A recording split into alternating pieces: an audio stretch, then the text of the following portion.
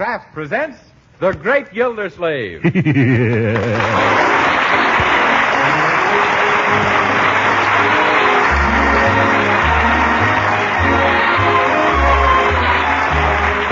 Kraft Cheese Company, who also bring you Bing Crosby every Thursday night, present each week at this time Harold Peary as The Great Gildersleeve, written by Leonard L. Levinson.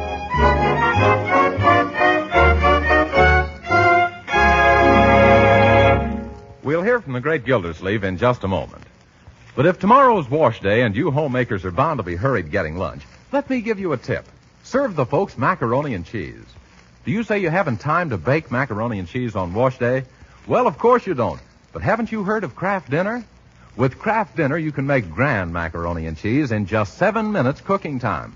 You see, you don't bake Kraft Dinner macaroni. You don't fuss with grating cheese, because each package of Kraft Dinner contains an envelope of Kraft grated, all ready to sprinkle in. With Kraft Dinner, you get fluffy, tender macaroni drenched in cheese goodness, and you cook it in 7 minutes flat. See for yourself tomorrow. Ask your food dealer for Kraft Dinner.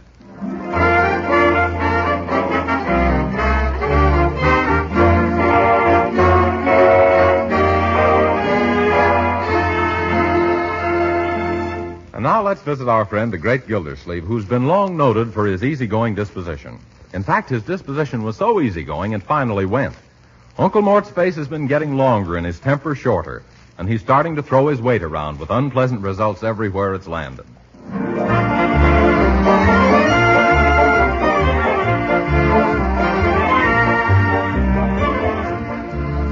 Oh, my goodness, Marjorie. I'm late to the office again. Oh, good morning, Uncle Mort. Good morning. All right, am I supposed to starve around here? Where's breakfast? Bertie, breakfast. Yes, sir. What do you start off with? Grapefruit, cantaloupe, strawberries, orange juice. What's the trouble? Don't the stores still sell prunes? Oh, I thought you were sick and tired of prunes. Whatever gave you that idea? Oh, yesterday morning you flung yourself out of the house saying you're fed up, and I asked Leroy what the trouble was, and he says you full of prunes.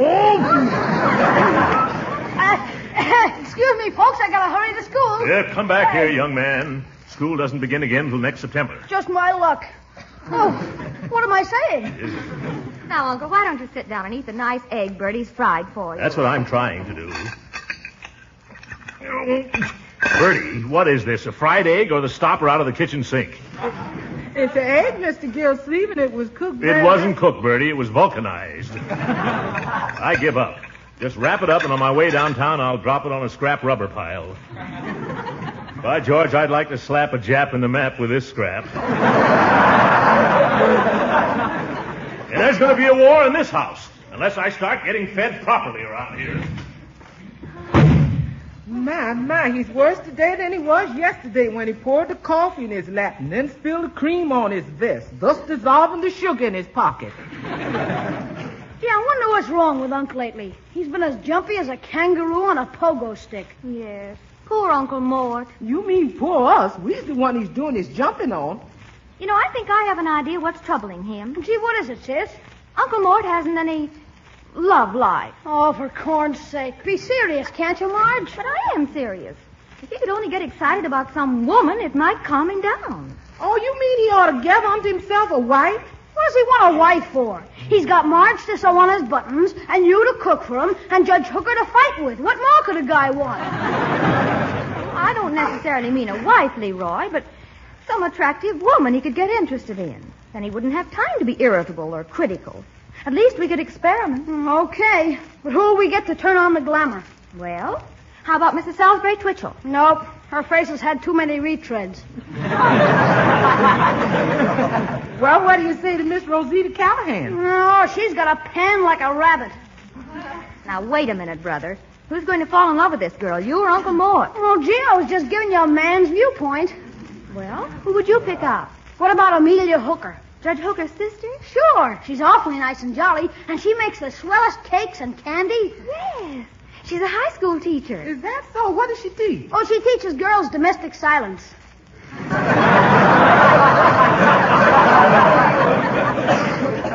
Gee, this'll be a cinch. I don't know about that.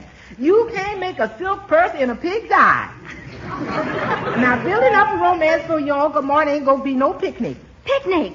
That's it. We'll have a picnic on Sunday and invite Judge Hooker and his sister. Uh-huh. Now make some of my famous potato salad. That ought to bring Judge Hooker. And I'll ask Amelia to bake one of her luscious cakes. That should bring Uncle. Yeah, and it'll probably bring all the ants, too.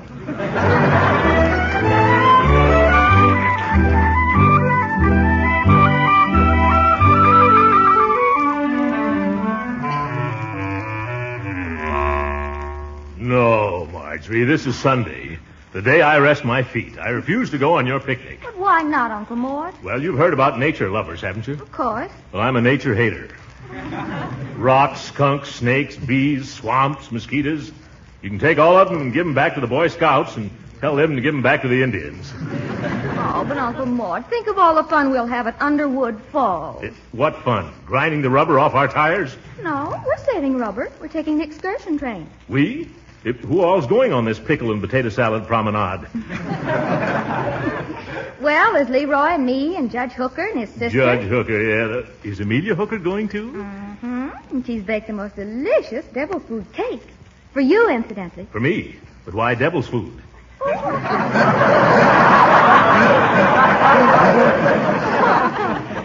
I guess it's because she thinks you're such a handsome devil. Handsome devil. Who, me? Oh, Uncle Mort, that's the first time you've laughed in a week. Huh? Now, come on along. You'll have fun. Marjorie, I've told you how I feel about picnics. Well, strange how Amelia thought you were an outdoor man. She said that you remind her of Gary Cooper. What's so funny about that? Amelia's entitled to her opinion. Gary Cooper, eh? Gosh, I don't know what to say. Gary Cooper, huh? Well, I don't know. Oh, why don't you join us, Uncle? We're leaving on the 10 o'clock. Gary Cooper, huh? Excuse me, partner. Would you mind stepping away from that there mirror? Thanks. Yeah. Oh, I see what she means by Gary Cooper. Amelia was talking about the wide open spaces.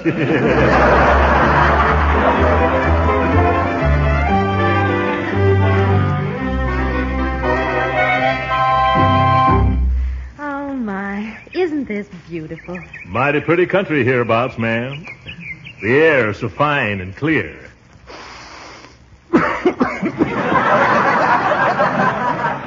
Yes. You just say the word, Miss Amelia, and I'll climb that var tree and bring you down some eagle eggs.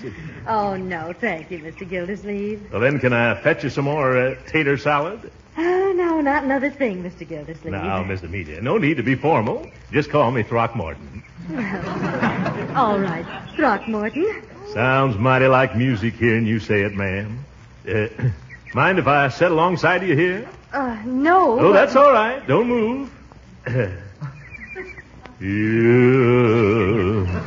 Excuse me, Miss Amelia, but whereabouts did you put that devil's food cake? Well, I put it right where you... Never mind. Marjorie, have you got a nice wet cloth? Oh, Throckmorton, what a shame. Yeah, that was a darn good cake.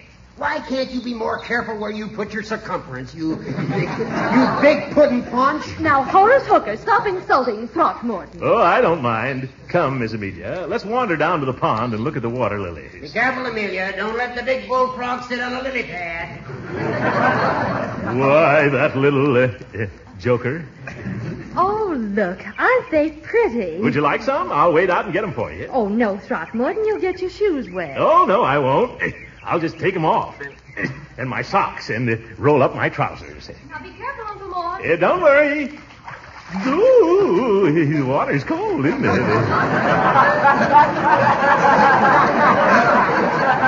No, Daniel Boone, it's just your feet that are cold. I'll show you, Hooker. In just a second, Amelia. I'll have your bouquet in just a...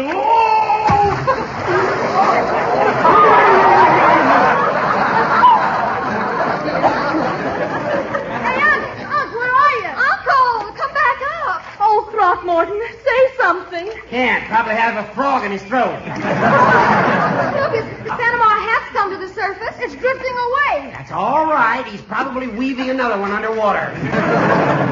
Oh, here he comes. Well, thank goodness. Who put that hole there? Oh, my goodness, I've ruined all my cigars. We'll help him out, Horace. Look at the big flounder. Here, Gildy, take my hand. Yeah, thanks. Is it very wet in there? Oh, no, Judge. Come on in. The water's fine. Hey, let go. Ooh! Now look what you've done. Now I'm all wet. You're telling me. Oh, now, boys, that's enough fun for one day. Come on out. Yeah, gladly, Amelia. Sit down here, Uncle. Yeah? Well, one thing good. It's wash the cake icing off your trousers. Gee, there must be an easier way of doing it than that. Here, Leroy, please dry off my watch. Okay, I'll wring it out. My goodness, give me a towel, someone. Why don't you just shake yourself, you little Airedale? Look at me, I'm a mess. Yeah, you haven't changed a bit, Judge. Here's your watch, Unc. Jeepers, look at the time. Oh, it's almost time for our train. And the station's a mile away. Oh, gather up the picnic things, Leroy. Where's your coat, Throckmorton? Coat? I hung it on a limb of a tree while we were playing baseball. Oh, yes, there it is. Well, I'll get it for you. Then we must hurry up. Oh, What's the matter, Amelia? look. A bird. It's building a nest in your coat pocket. What's that? Let me see. Look, everybody. A bird's building its nest in my coat pocket. Oh, how sweet. Well, what a pity we have to dispossess her after all her work.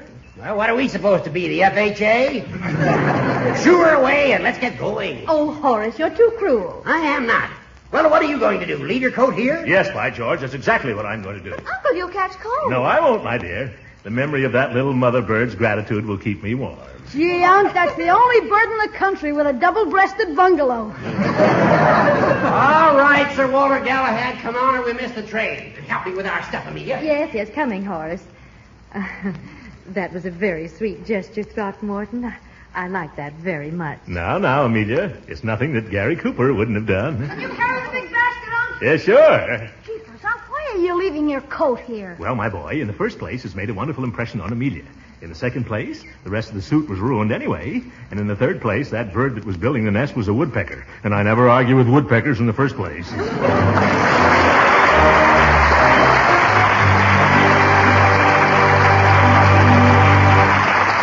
The great Gildersleeve will be with us again in just a few minutes.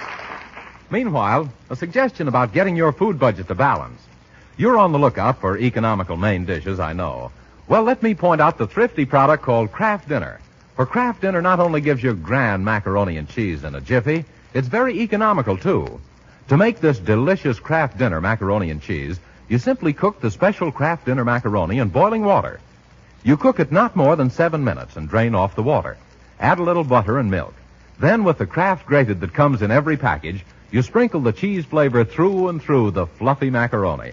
In as little time as it takes the coffee to perk, you have a grand money-saving main dish ready.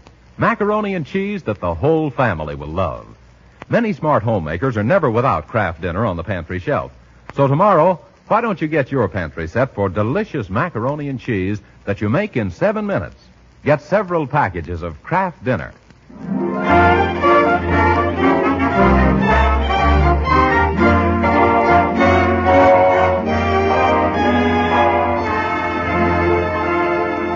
Love, like mumps and measles, hits awfully hard when it hits late in life, and Throckmorton P. Gildersleeve has it bad. For the past week, Uncle Mort has been wooing and wowing Amelia Hooker. It's reached the stage where he's writing poetry. Now we find the Summerfield Shelley reciting a sonnet written especially for the fair Amelia.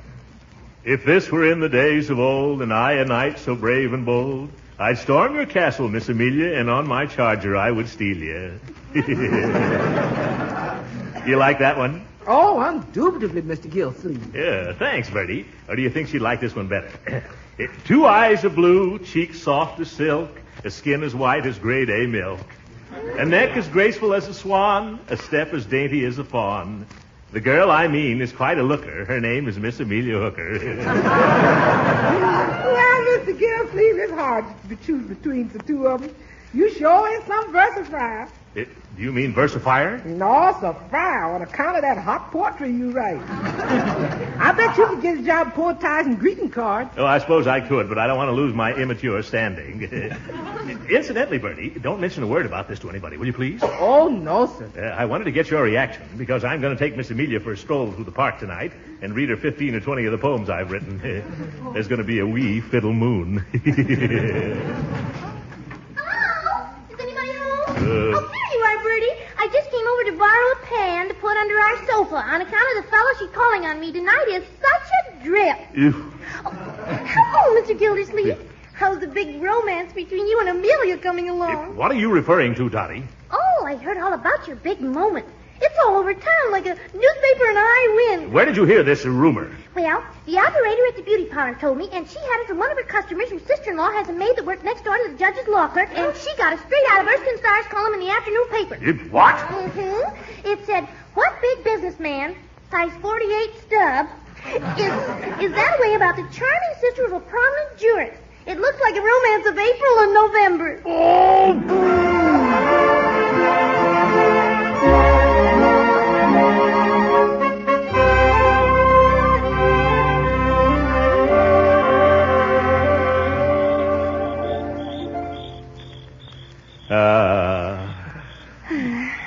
What are you thinking about, Throckmorton? Those crickets, Amelia. Listen to them. It's hard to believe that they can do that just by rubbing their hind legs together. Oh, dear. Is that what you were really thinking about? No, Amelia. I was thinking of your lips, like twin petals of a dewy rose. They... Amelia, there's something I must ask you. Yes. Would you give me a... Yes. Would you... Have you got a match? My cigar's gone out. Oh, really, Throckmorton, you shouldn't smoke so much. I know it, but when I look at you, my heart's on fire, and I just can't help smoking a little bit. Incidentally, Amelia, I wrote a poem this afternoon. Would you like to hear it? Oh, yes, I'd be glad to. All right. It goes something like this. If this were in the days of old, and I a knight so brave and bold... Birthday. Well, what do you want? Excuse me, buddy, but have you got a dime? No, beat it. Can't you see I'm busy? Oh, excuse me. I didn't know you were engaged. We're not engaged. We're just good friends. Go on, scram. But all I asked for was a dime. Amelia, do you happen to have change for a quarter? Oh, no. No, I don't want a dime. I want the dime. Throckmorton, I think the gentleman has a cold and is asking for the time. Yeah, that's it. Oh, excuse me. Let's see. It's in 9:42. Oh, thank you, Throckmorton. 9:42, huh? That means I've got plenty of time. Mind if I sit here for a few minutes? No, you can have the whole bench. Kind of wet here anyway. Come on, Amelia. Let's stroll across the grass. I still think he's trying to borrow a dime. Oh, now let's forget everything else. It's a grand night for a walk, and you were starting to recite a poem. Oh, yes, but I had such bad luck with the last one. I think I'll try another verse. Since I met you, I've lost all care. I feel like I'm walking on the air. You're not walking on the air, mister. You're walking on the grass. So what? So I'm a park policeman, see, and it's against the law to trample on the turf, lounge on the lawn, or gamble on the green. Who's gambling? Oh, now, officer, it was purely unintentional. Oh, excuse me. I didn't see you, girlie. Well, run along, and from now on, try to keep your father on the straight and narrow path. Bye-bye. Boy, that flat-headed flatfoot. Why can't people let people alone when people are trying to recite poetry to people? Oh, come on off the grass, Throckmorton, and do let me hear your poem. Yeah, all right, Amelia. I'll try another one. Let me see. Oh, yes. 2 eyes of blue, cheeks soft as silk, a skin as white as grade A milk. Well. Fancy meeting you two in the park. I wonder if Shakespeare had to go through what I have to go through. Oh, good evening, Horace. Well, go on with your conversation, Gildy. Don't let me interrupt you. Oh, what's the use? If you'll excuse me, Amelia, I'll run along home now. Oh, but Throckmorton, I wanted to hear the rest of the, you know. I know. I'm going to lock myself in my room and telephone it to you. Goodbye.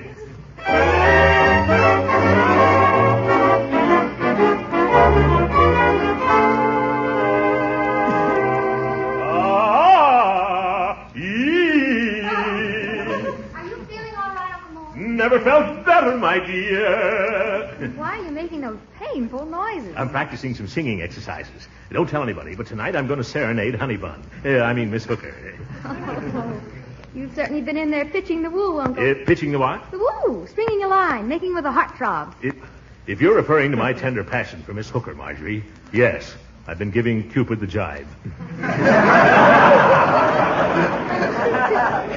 How's everything going? Not so well. Last night I hit a snag. You did? Uh-huh. The snag's name was Judge Hooker. You didn't actually hit him, did you, Uncle Mort? If I didn't, then why is my mandolin all caved in? I smacked him right in the middle of his veranda. But why, Uncle Mort? Well, he made a big fuss just because I was strumming a few tunes to Amelia. Not that it was very late at night. Couldn't have been much later than 3. And he came barging out of the house in his nightgown, demanding that I hand over my mandolin. He kept yelling, "Give it to me! Give it to me!" So I finally did. You shouldn't have done that, Uncle. I know it. Now he's refused to let me visit his sister. Reminds you of Romeo and Juliet, doesn't it? Mm-hmm. But if the judge has forbidden you to see Amelia, how are you going to serenade her? Well, tonight's his lodge night. He belongs to the Summerfield's nest of the International Order of Hoot Owls. In fact, he's the Grand Screech. So he should be gone by 8 o'clock. Well, have you phoned to see if Amelia will be home tonight? No, every time I call up, Hooker answers the phone. I'm going to try it again right now. Maybe he's gone out somewhere. But suppose he hasn't. Oh, I've got a scheme. I'll disguise my voice so he won't recognize me. Hello? Hello. What number this, please? Judge Hooker's residence. Oh, Georgia Hooky President, huh? No, this is Judge Horace Hooker. Oh, you Hooky Horsey, huh? No good. No. This is Judge Hooker. Now, who's this? You George Hooky, see me, sorry. No. Who are you? Oh, me know that long time. What's your name and what do you want? Me Lily, only Lily Hanlonly. No, thanks. We wash our own hands. Oh, for corn's sake. I said very smelly. What are you calling about? Missy Hooky, she home, huh? No, she isn't. Is there any message I can take? No, Judge, just skip it. Gildersleeve! Now what are you going to do, Uncle Mort? I don't give up very easily, Marjorie. Remember, love laughs at locksmiths and jeers at jugheads like the judge. I'm going to send Amelia a box of candy with a message inside. I read that someplace. That should do the trick. Hey, Bertie! Was you calling me, Mr. Gilsey? Yes, Bertie. Are you finished with the dishes yet? I've done the dunking, but the wiping is waiting. I want you to take a package over to Miss Amelia for me. Smuggle it in so her brother doesn't find it, see? Now, do you think you can act as Cupid's messenger in this case? Oh, certainly, Mr. Gilsleeve. I'm the Cupidest messenger in town.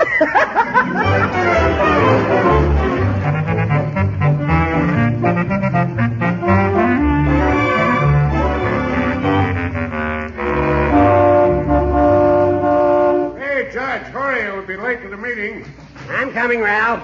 After all, it can't start until the Grand Screech arrives. No, but if you're late, they're liable to elect a new one before you get there. Oh, they couldn't do that. Oh, no. If I remember correctly, that's how you were elected. Yeah, but the first thing I did was to change that rule.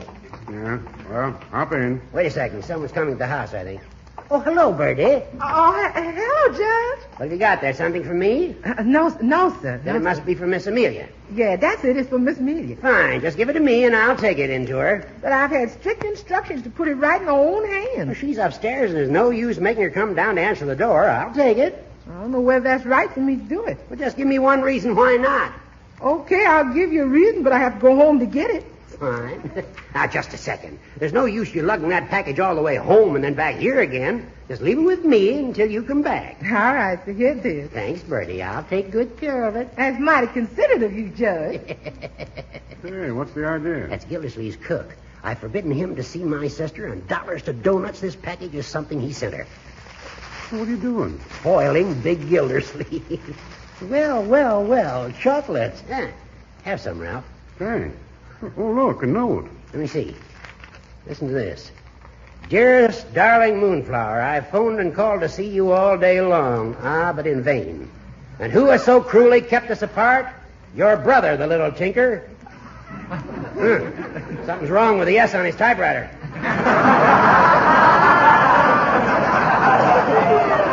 I'll fool him. Tonight, when old Sourpuss is playing Hoot Owl, I'll glide beneath your window and let the golden notes of song pour out of my throat.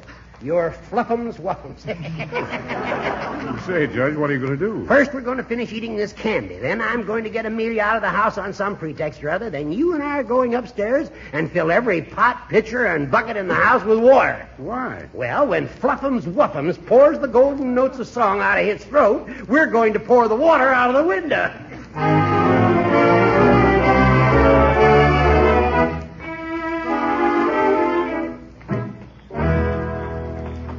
If, for goodness sakes, quiet, you musicians. This is supposed to be a serenade, not a stampede. Yeah, quiet, fellas. Yeah. Now, you boys hide in the bushes while I tiptoe up on the porch. You get it? And I'll let you know when I'm ready. Okay, Mr. Gildersleeve. Come on, boys. Now, take it easy and be quiet, boys. Ah, Amelia, light of my life, list to my song of love. Oh, just a little love, a little kiss. Just an hour that holds a world of bliss. Eyes that tremble like the stars above.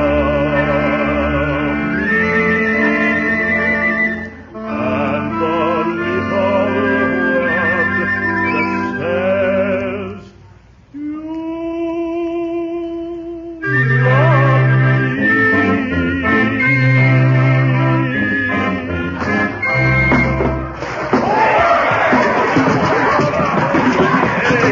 What in the name of Jupiter Pluvius is the big idea? It's me, Gildy. Yeah. I hope you're dripping wet, you great big drip. Is that so? Well, you never touched me. I was here in the porch swing all the time. Yeah, but you got the whole band. We're all doused. Well, it serves you fellas right for making all that noise. Oh, by the way, Hooker, that's the policeman's band. What? Fix yourself up pretty, Judge. You're about to have visitors. I don't care.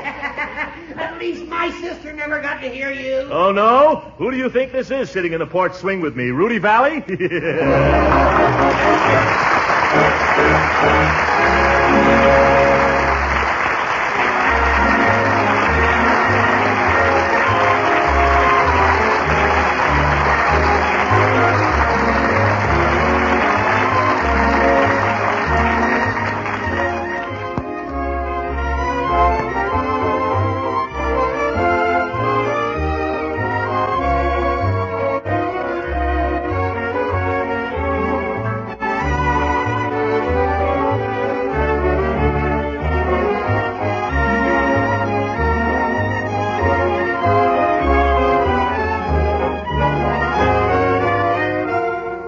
Ladies and gentlemen, this has been our last broadcast before our summer vacation. Before we go, I'd like to express my sincere appreciation to the Kraft Cheese Company for a most pleasant year. Also, my deep thanks to our writer, Leonard Levinson, and to the members of the cast for their able assistance.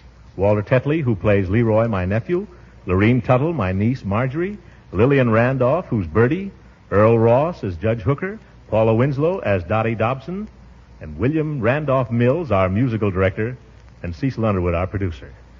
I am proud to announce that during the 8 weeks we'll be off the air, the United States government will take over our half hour to bring you the Victory Parade.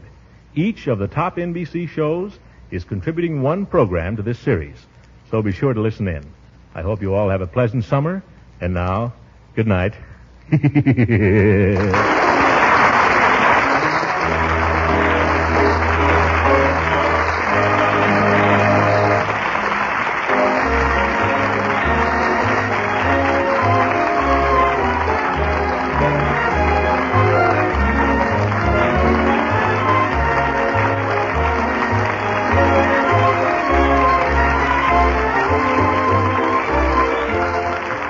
Original music heard on this program was composed and conducted by William Randolph.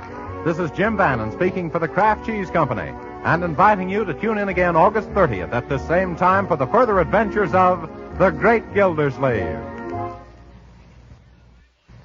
Right now, you American homemakers are more nutrition conscious than ever before. You know that wholesome, nourishing food will help make strong Americans. Yes, and you're finding out that the right foods aren't necessarily expensive.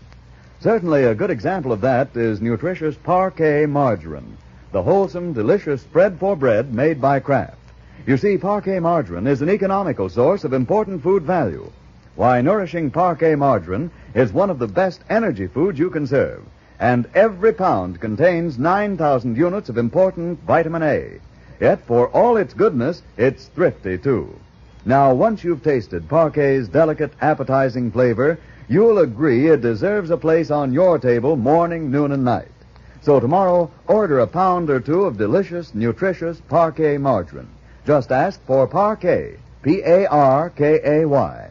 Parkay margarine made by Kraft. This program has reached you from Hollywood. This is the National Broadcasting Company.